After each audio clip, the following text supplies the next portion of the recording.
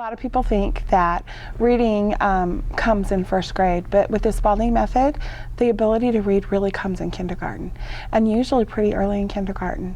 We're 9 weeks in right now. I have 6 students who I have reading the Spalding readers at various levels. I taught them the phonograms, and then I started working with them on the words and sounding, and the skill came very easy to them, and so they're already reading those Spalding readers.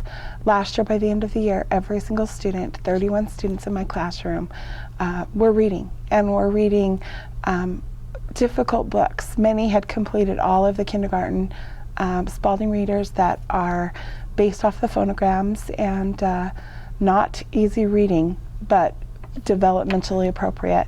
They'd completed those and went on, and when we tested them in other methods of testing for reading ability, they were reading at 2nd and 3rd grade level and understanding what they're reading because of the comprehension skills that we teach in Spalding. If I was talking to a superintendent or principals from another school district, I would say, you know, research Spalding, look into it, because there isn't a better program out there.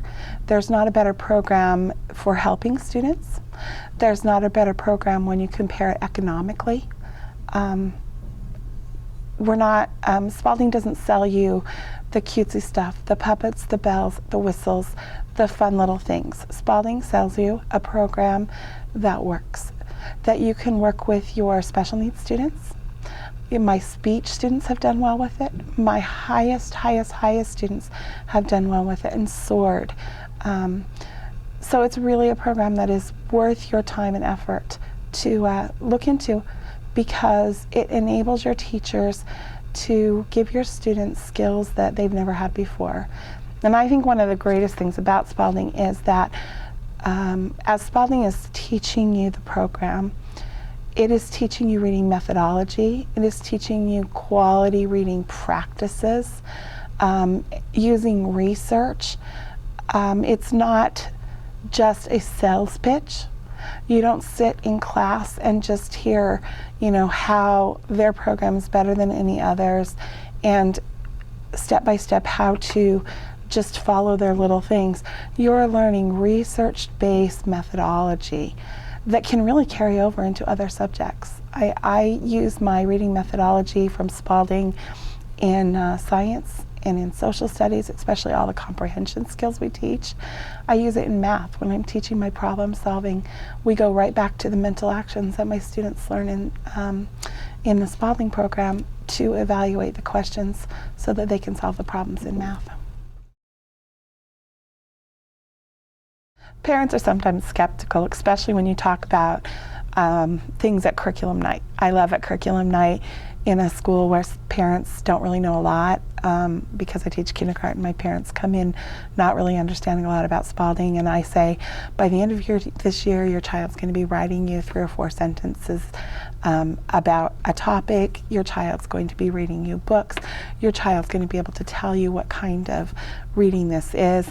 And parents look at you and think, really?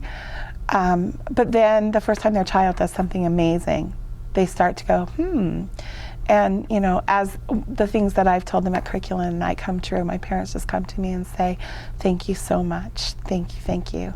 One of my favorite stories is I had a little girl in my class last year, and she came from a good family, and her dad said every night they sat down at dinner, and he would say to her, what did you learn at school today? And she would say, nothing. Nothing. Nothing. And he started to think, well, you know, maybe this isn't the school for her if she's not learning anything.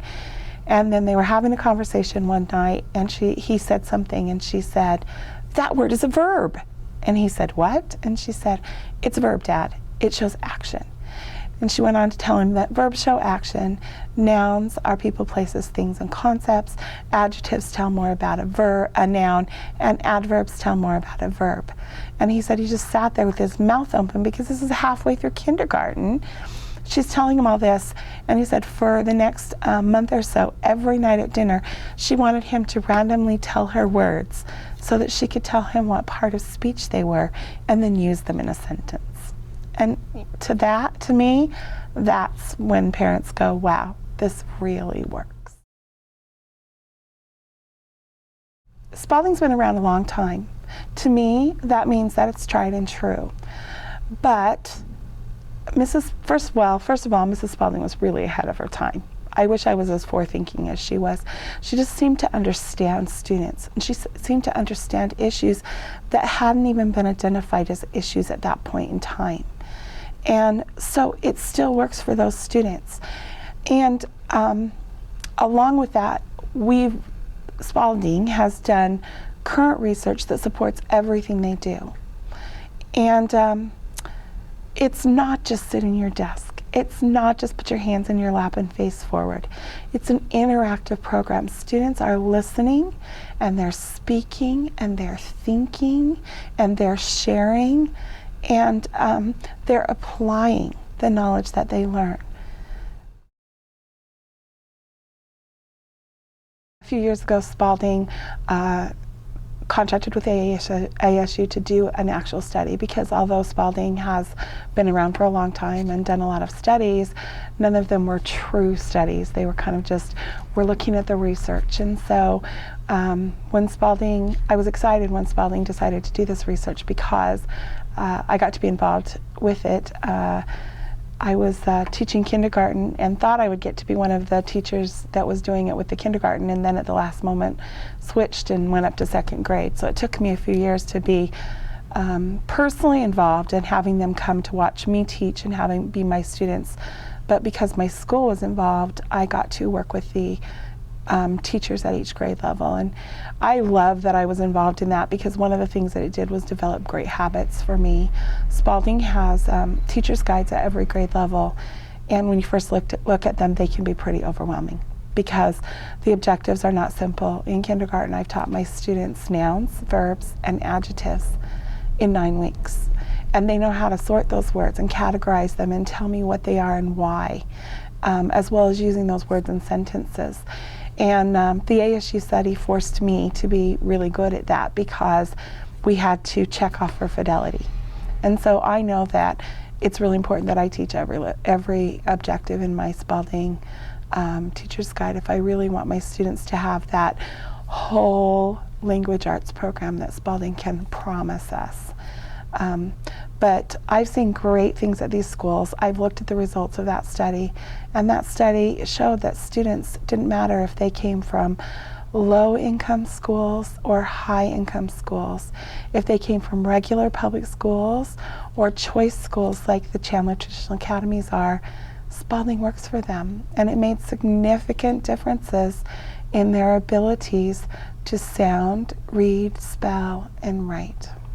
One of the great things about the Spalding Research Project was they didn't just say, oh, we're going to compare to anything. They chose schools who were having success with the programs they were using. They chose schools who were using other quality reading programs. And Spalding compared ourselves to those kind of programs and found significant benefits to using the Spalding method. So we're not saying we're better than the worst. We're better than the best that's out there. And I really believe that. Spalding has changed my life in many ways, personally and professionally. When I think back over 15 years of teaching students, I'm so grateful, and I wish that I'd had it for the 15 years before that.